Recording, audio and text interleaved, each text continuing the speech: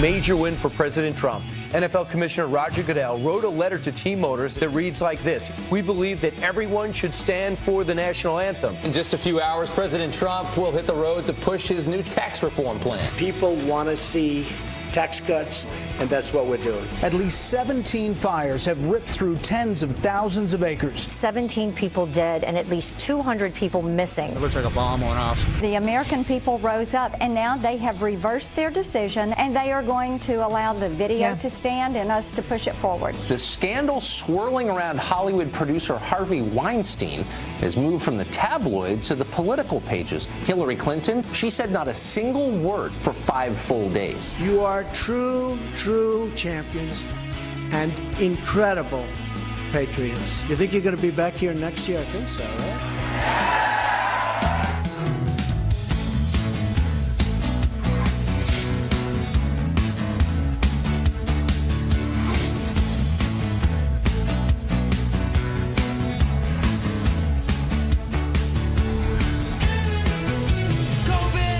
It's Wednesday. It's downhill to the weekend, guys. Right. It's been a short week. Yeah, quick week. It's been a short week, a bunch of big stories, but quickly. Like, there's a myriad of stories to cover, especially yesterday, the back and forth with the IQ test, and then the NFL moves forward. There's so much going on today, and we'll see where we go from here. There is, and the president got a big win when it comes to the anthem protest. We're going to tell you about that in a minute, but first, just a few hours away, President Trump is going to go out to Joint Base Andrews and hit the road to push tax reform. So, what can we expect? Well, joining us now from Washington, D.C., with all the brand new details, Mr. Griff Jenkins. Hey, Griff.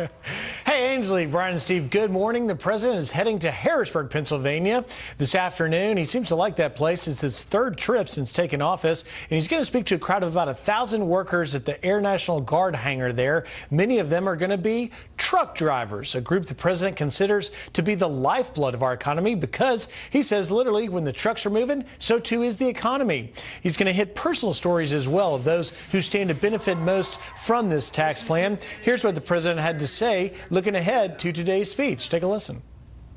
People want to see tax cuts, they want to see major reductions in their taxes, and they want to see tax reform, and that's what we're doing. And speaking of personal stories and what these truckers may want to hear today, I actually rode around on the campaign trail last year with a trucker in Pennsylvania named Dave Bales.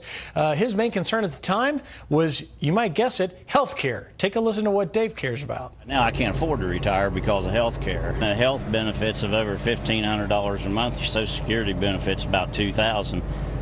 You know, what are you going to live on, you know?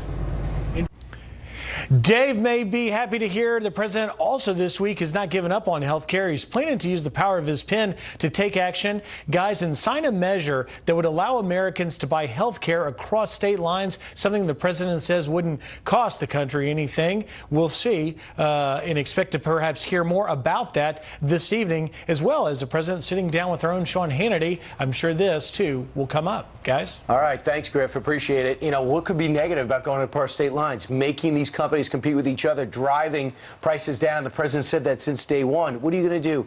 Go to the bat for the insurance company because they don't want competition? I mean, that is not going to be a partisan fight. Who knew that the president could do that? He had the power. Could have done it the first week and not messed around with Congress. You know who told him? Rand Paul. Said, give it a shot. Meanwhile, the commissioner of the NFL is getting on board with the president. Roger Goodell, many people are saying, finally sending a letter to all the owners. I think there are 32 league owners saying he agrees that all of the players need to stand up during the national anthem. Right. This is according to a letter, a leaked internal memo that wound up in the hands of a reporter who put it on Facebook. And part of the letter says this: like many of our fans, we believe that everyone should stand for the national anthem. It is an important moment in our game. We want to honor our flag and our country, and our fans expect that of us. This comes just a week after he met with the Players Union, and the Players Union says that the group decided the protests had to stop, and the union said that Goodell assured them that they would respect the constitutional rights of each and every member. So while everybody has a freedom of speech to do what they want to do, what does that mean now if he's saying everybody should stand? Are they going to mandate it? Don't know yet. So far, ratings are down in regular season games for ESPN 17%, and they're off 7% of Monday Night Football year to year. I also think in that letter, if you read the whole thing, he says we're going to talk over the weekend about different things you can do to address what the players say are the issues that's having them kneel or sit during the national anthem. They're not just going to say stand up and we're going to leave you alone. They've been saying all along we're going to put money there, we're going to talk about the programs, and we'll see if we can do something positive. What is this, Brian, about the talk of maybe losing draft picks if they don't stand up? Well, I mean, there's something in there's something in the rules, the game day rules, that say if they don't stand, you can be fined and draft picks. But clearly they haven't enforced that for over a year, right, and they're not going to put it now. Newt Gingrich was on with Sean Hannity last night and talked about this cultural battle.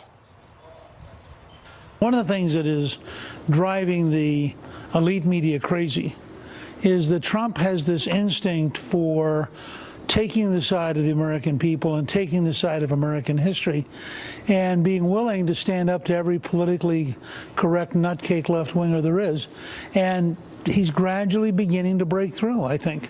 And it gives him a well of support that's not measurable in traditional terms. I mean, all these if you go back and collected all the elitists who wrote columns about how wrong it was for Trump to do this, well, the average American looked up and said, no, that's exactly right. And when Dave Winston and his team did their poll and found out that the NFL had collapsed in favor, dramatically, I am sure at that point Roger Goodell suddenly, in a moment of deep patriotism and desire not to go broke. Mine. I don't think he's going to be with us here in about a half an hour. I don't think that the 49ers are going to stand. I mean, there's a lot of teams. There's 23 players are now all of a sudden going to stand because they were told to. They haven't stood for over a year. I read that whole letter that Roger sent out, and nowhere does it say they're going to be what the punishment will be if you don't stand. So I wonder what that will be. He did say also in the letter that's important to point out. They had a committee meeting in September, and he said he heard from a lot of the players. He's listening to their underlying issues, why these are so important to him. He does support all the players. He just says you need to stand during the national anthem. Ultimately, this is what it comes down to. Brian was talking about how the ratings for Monday Night Football way down, also way down for Sunday football as well. What does that mean? Keep in mind, the NFL makes so much money from TV ratings. If they promise a 10 and they get a 7, what that means is, which is what they got on Monday Night Football, they're going to have a give back or a make good on a future game. And that means the NFL is going to miss a bunch of dough. And then next time an NFL team wants to build a stadium with tax dollars, what are the people of that town going to say? So ultimately, follow the money. And the money looks like it's starting to dry up. So maybe the NFL saw the writing on the wall. And the players do get a percentage of the revenue. Yeah. So it's not just the owners getting the money. By the way, huge blowback on Jerry Jones for some commentators. Mike Wilbarn said that this is a plantation mentality. You know, there's an ESPN, there's a big blowback there. So it is, this thing is not over. Anthem. Yeah. It's the national anthem. You know, the team owner, Mike Sullivan, who is the team owner for the Pittsburgh Penguins, I'm sorry, he's the head coach. He said, when the president invites us to go to the White House because we won the Stanley Cup, we're not saying no to that. He said, we have kids from 6 different countries on our team, and they're excited about going to meet the president and going to see what the White House looks like. President was pumped up, too. Here he is. You are true champions and incredible patriots. Now, with hockey season again underway, I know you're ready to make yet another run at the Cup. The NHL has not seen a three-peat in a generation, but I know you are ready for the challenge. Do you think you're going to be back here next year? I think so, right? I have a feeling. It's called winning. I know the Capitals will be looking for payback. So there's a team that was invited to the White House, and they happily went. By the way, one of the team owners, a fellow by the name of Ron Burkle, the president said, you know, that guy's a great negotiator. Hey, Ron, why don't you renegotiate NAFTA for me? He said they've been friends for a long time. Indeed. All right. Well, So Marsha Blackburn wants to be the next senator from Tennessee, and she thought she'd take out an ad, and she put it on Twitter. Twitter says, no, we're not going to do that. It's a little inflammatory. It gets people upset. Marsha Blackburn says, you got to be kidding me. You're going to get people upset because I have a pro-life stance? So they wouldn't let her air it, and suddenly they had a change of heart and policy. Right. The part they said they found offensive, she said, I found Planned Parenthood and we stopped the sale of baby body parts.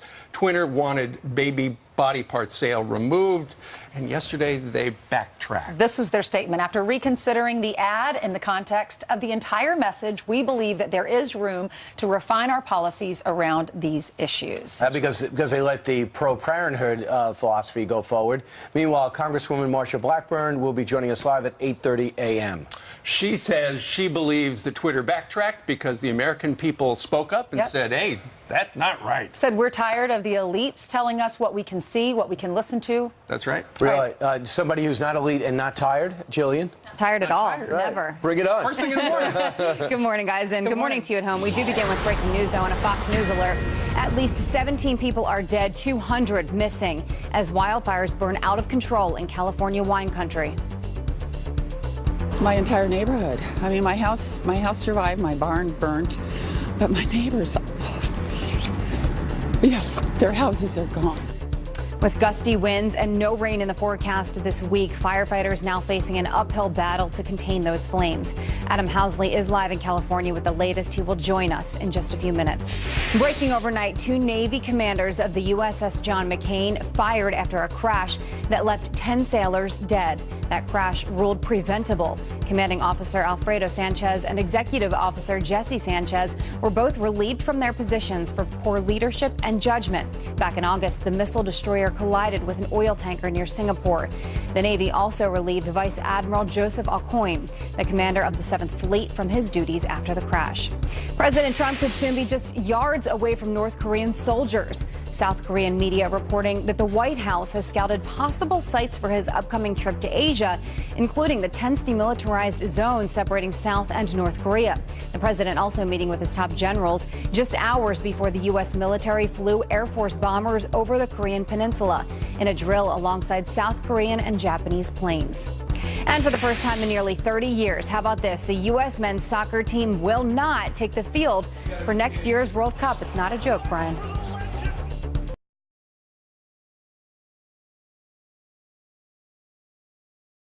The 28th ranked Americans losing to 99th ranked Trinidad 2-1, ending their streak of 7 straight appearances at the World Cup. Brian, you're devastated. Think about Depression this. Think about Nike, their investment in Russia. Think about Fox paid for the World Cup rights. Huge. And if you don't have an American team, what it is Which was ranked devastating. 29th. Initially, I thought it was a joke. I'm like, this isn't happening. There's no way. Oh boy. You can't go lose to Mexico and Panama. Oh my goodness. All right. Thanks, Jillian, for What a that disaster. real pick-me-up. Could we have some Kleenexes in there? I'm going. Please. I got it. All right, there he goes. That'll be on the blogs. Meanwhile, we're going to check on Brian. We're going to take a little break to check on Brian. Meanwhile, Hillary Clinton finally condemning Harvey Weinstein. But why did it take her so long? And will she give back his cash? And what does compromise look like to Nancy Pelosi? Republicans bending to the Democrats' wishes. Guess she didn't get the memo. The Democrats lost.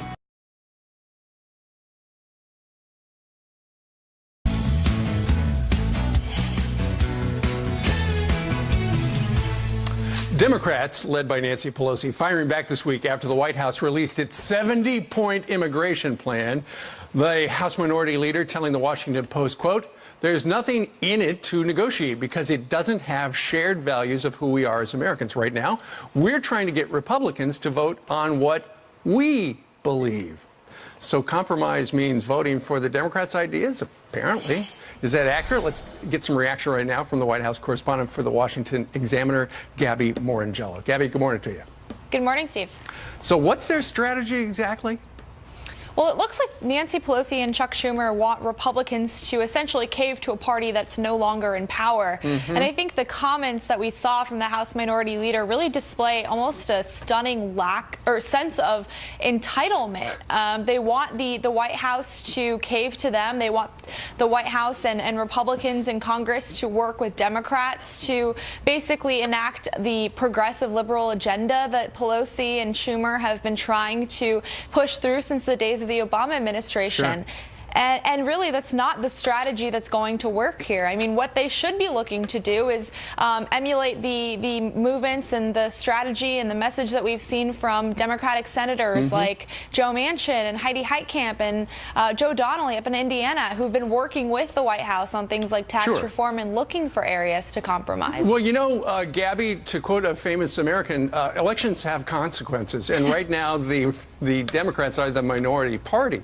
We do know that it looked like the president was going to be dealing with Democrats when he had that meeting with Chuck and Nancy, and they came out and they said, okay, we got a deal. The DACA kids are going to be able to stay, and they're going to be more money for security, but no wall. And then when the president and the White House came out with that 70-point plan this past weekend, the big thing was they're going to build the wall, all the money for the wall, and the Democrats simply don't like that. But they don't have much game here because DACA, the Dreamer program, is not a law. It was something simply instituted by the last administration.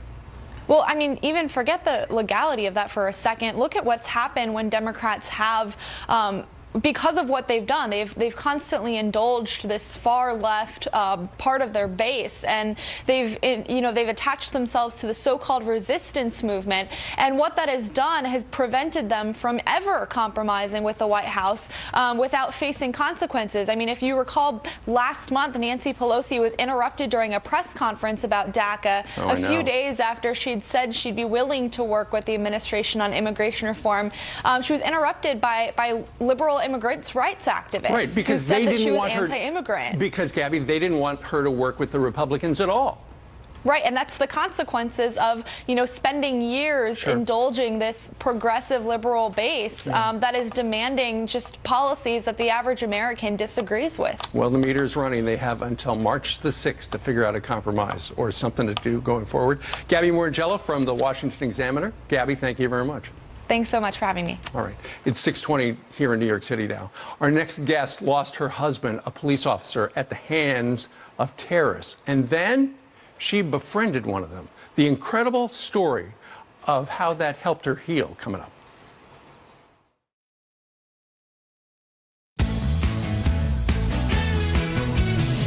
Quick headlines now. If you wanted to fight a war on U.S. soil, that's what a man told police after allegedly leaving a jar full of explosive chemicals and nails at an airport. According to the FBI, 46-year-old Michael Estes admitted to leaving the homemade explosive near a terminal in Asheville, North Carolina. Isn't that nice? And parents who lied to the FBI about their sons joining ISIS overseas will soon learn their fate. The feds say Armin and Omar Ali moved from Texas to Syria to fight with the terror group in 2014. Their parents first denied knowing about their plans, but later said they knew about their plans and gave false statements. They reportedly struck a plea deal, avoiding 8 years in prison. For something unrelated, here's Ainsley. Thank you, Brian. After decades of silence, the widow of an NYPD officer killed in a terror attack known as the Forgotten 9/11 is sharing her story, opening up about how she learned her husband was in danger, befriending the terrorists who killed him, and more. And it is all in her brand new book. It's called Life Detonated, the true story of a widow and a hijacker. The author of that book right there is Kathleen Murray Moran. She joins us now. She's also the co-founder of Survivors of the Shield. Thank you, Kathleen, for being with us. I'm delighted to be here. Well, thank you. Your husband was killed by a terrorist September 11th, 1976. What happened on that day? Well, I never thought of my life as a story, but I was teaching a writing course, and I asked my students to write about September 11th, 2001. And while they were writing, I thought, I wonder what they would think if they knew my story. So I started to write it down. And then I read it to the class, and the room was silent, and someone said, "Oh my God, what a story." And that's when I knew that I would write my book. Brian worked for the NYPD. What was his specialty? He was a bomb squad expert. Okay, so on that day, terrorists planted a bomb in Grand Central Station, and then they tried to hijack a plane, TWA plane. The plane never went down, but your husband was sent into Grand Central to go to this locker where a bag was being kept and the bomb was inside? Yes. So you saw that on TV? I did. I watched as he took that bag out of the locker. He put it on a pole, brought it out to the truck. And then what happened? And then he disappeared from view. And this was all on camera? This was on camera. I can't imagine that, watched because nowadays they would never allow cameras in to see a scene like that. So you saw your husband basically disappear before your eyes, and your life changed. You said, I worried I would fall back into poverty, that somehow my boys would slide into the hardship experienced as a child. That was your fear. Yes. You have 2 boys with him? I do. And you've since gotten remarried and have a little girl? Yes. Or maybe not so little anymore. How old's your daughter? She's 35. How are your children dealing with this? Well, it's been many years and we have adjusted. I wrote to the hijacker because I was looking for answers and couldn't find them. I wanted to know why the bomb exploded. And ironically, it was she who helped me heal. This was the wife of the man who actually made the bomb that ultimately killed your husband. Yes. And she was on the plane. She was one of the hijackers. She was part of it. She was an American. She was American born. So you had this is a picture of the lady, and you became friends? I'm not going to call it a friendship. We corresponded for many years, and she gave me advice that helped me heal. What did she say? She was very pragmatic, and she understood what I was going through. And so she... Did she feel remorse? Did she say, I'm sorry? Did she leave her husband? Very much so, yes. She divorced her husband. She was very sad, and her letters really made me feel that I could heal from this. And so gradually I did. What happened to her? I wrote to the parole board, and she was released from prison. Wow. Did she ever get back with her husband? He was released after 32 years, and he went to Croatia to join her, but he put a bullet in his head shortly after he was released. They wanted independence for Croatia, and that's what they were fighting over. Now, I know the NYPD, because I want to talk about your organization. You helped create Survivors of the Shield. Yes. And you were told, the NYPD told you that you would receive half of your husband's pension, which was about $900 a month. And if you ever got remarried, you wouldn't get a penny. So is that why you started this organization? It was. I needed to find someone who I could pass legislation with, and I did. I found 2 women, and we went to Governor Cuomo. And we passed legislation that we would keep our pensions, even if we remarried. We had full scholarships for our children. So Survivors of the Shield is still a strong organization today. I'm sorry for the loss of your first husband, but as a result, so many families are being helped, full pensions, college for their kids. Yes. Takes a weight off a lot of people that are going through a stressful situation. Thank you. God bless you. I wish you all the best. Kathleen Murray Moran, if you want to pick up the book, it's a page turner. Life Detonated, the True Widow and a Hijacker. Thank you so much.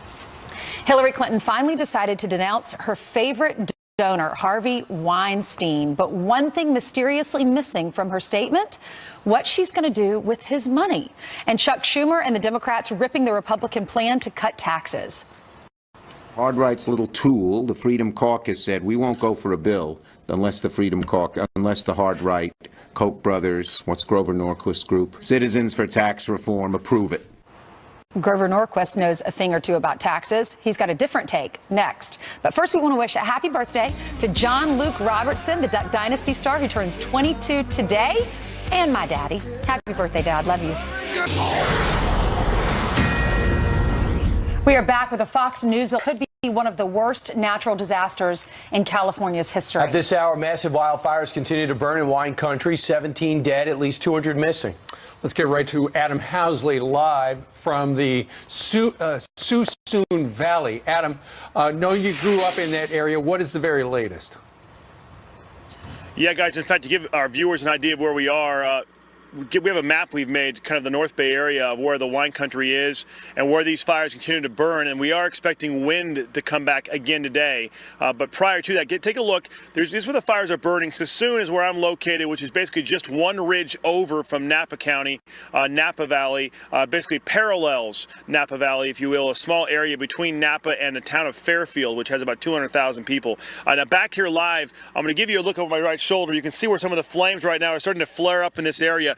This fire, which is burning right now, basically jumped 3/4 of a mile last night. I was up on a hillside on the ridge just over from Napa when the fire jumped, when the wind started kicking up. Take a listen.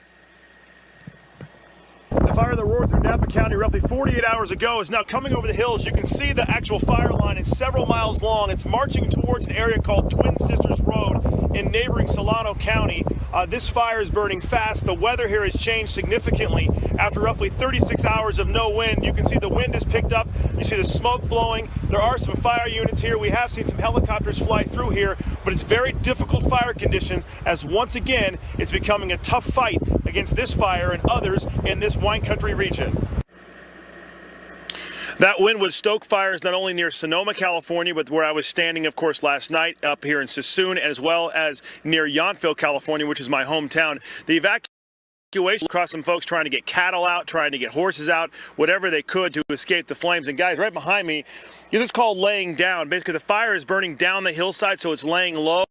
But when the sun comes up, it'll start picking up, and that's when the wind's supposed to pick up, and that's what everybody's worried about. Back to you guys in New York. No kidding, and no rain in sight. Adam Housley live out in California. Thank you. Thanks, Adam. Meanwhile, in other news, President Trump is going to hit the road later today to talk tax reform, tax cuts in the state of Pennsylvania, despite massive opposition from the minority party. So what the plan does is the top rate on the wealthiest comes down, and the bottom rate on working class families goes up. What kind of plan is this? Right. If that was the plan, perhaps it would be disturbing, but maybe it isn't. So will Congress be able to get it done with Senator Schumer feeling like that? Here to weigh in is President of Americans for Tax Reform, Grover Norquist. Grover, is he right? Is it going to go down for the wealthiest and higher for the poorest? No, Schumer is lying. There are eight rates now. They're going to go down to 4.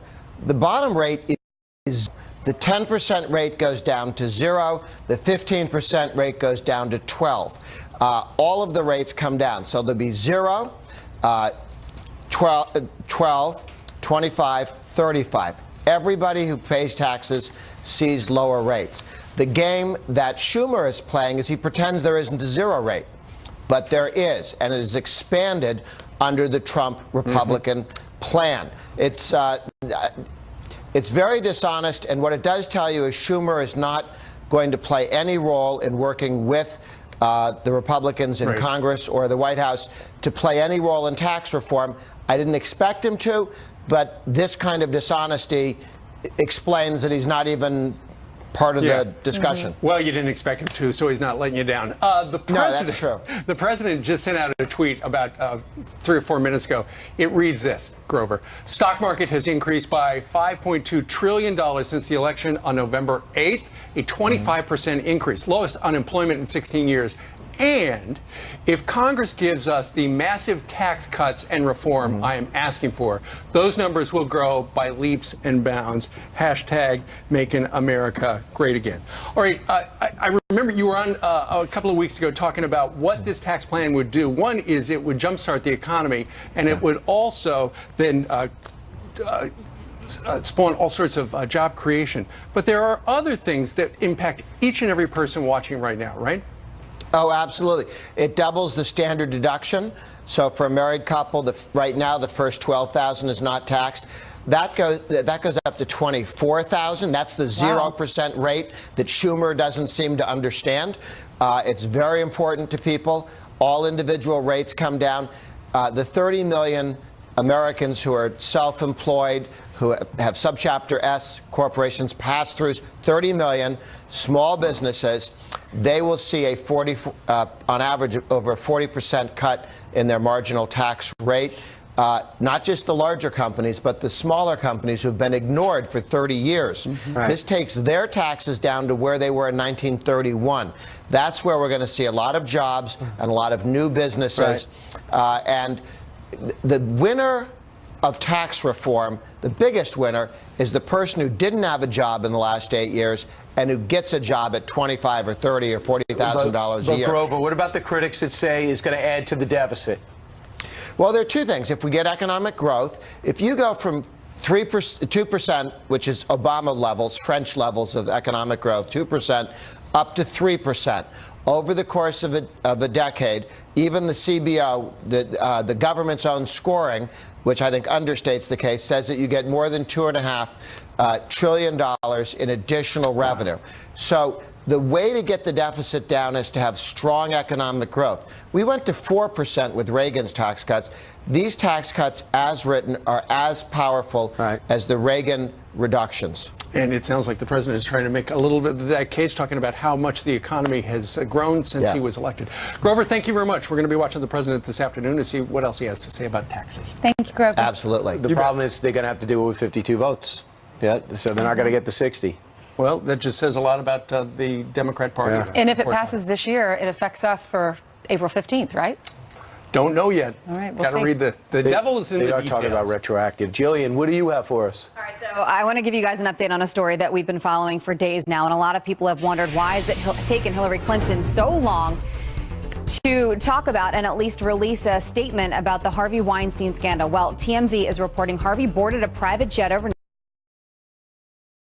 headed to a sex rehab center in Europe. Meantime, Hillary Clinton did finally break her silence, releasing a very short 3-line statement, and it says, quote, "I was shocked and appalled by the revelations about Harvey Weinstein. The behavior described by women coming forward cannot be tolerated." But while Hillary is ripping her former donor, it appears she won't be ripping up his checks. There is no mention at this point of what the Clintons plan to do with Weinstein's past donations. Meantime, his wife announcing she is leaving him hours after a bombshell report detailed accusations from 3 women who say he raped them. Privacy not included. A couple vacationing at a Florida Airbnb shocked to find a camera hidden in a smear pointed at their bed. The husband, who works in technology, was investigating a tiny hole in the detector that actually turned out to be a spying device. The homeowner arrested and charged. Police say they found several other videos of guests dating all the way back to 2008. Yeah. All right. If your child is a bully, you could be thrown behind bars. A city in upstate New York passing a new law holding parents accountable for their kids' behavior. Get this. Violators face a $250 fine and 50 days in jail if their kid misbehaves twice in a 90-day period. City officials saying the new law is geared towards minors who repeatedly bully other children in public places. So I had so many questions about this. It's a town outside of Buffalo. And yes, this does go up until your kids are 18 years of age. Isn't that crazy? Well, maybe it's going to cause some parents to get actually involved in their child's life. Right, but my thing is, like, Personal you can responsibility. drive, but now your parents are responsible if you're a bully? I don't know. I have a lot of I questions can't get about past this one. the Airbnb? Yes. Smoke detector. Yes, that's All right. disgusting. All right, Jillian, thank you. Thank you.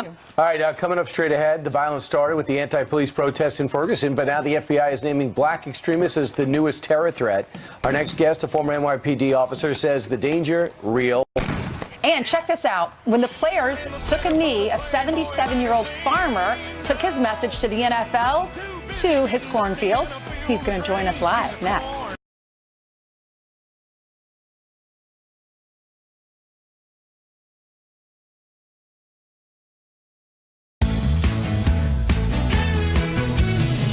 NFL Commissioner Roger Goodell taking a stand on the national anthem, sending a letter to team owners to say, essentially, like many of our fans, we believe everyone should stand for the national anthem. What about the reaction within the African-American community and law enforcement community? Here to react, U.S. Army veteran, former NYPD officer, Dr. Darren Porcher. All right, Dr. Porcher, how do you feel about this? Is this a good move for the NFL? I think it's a great move. I mean, Cowboy Nation all the way.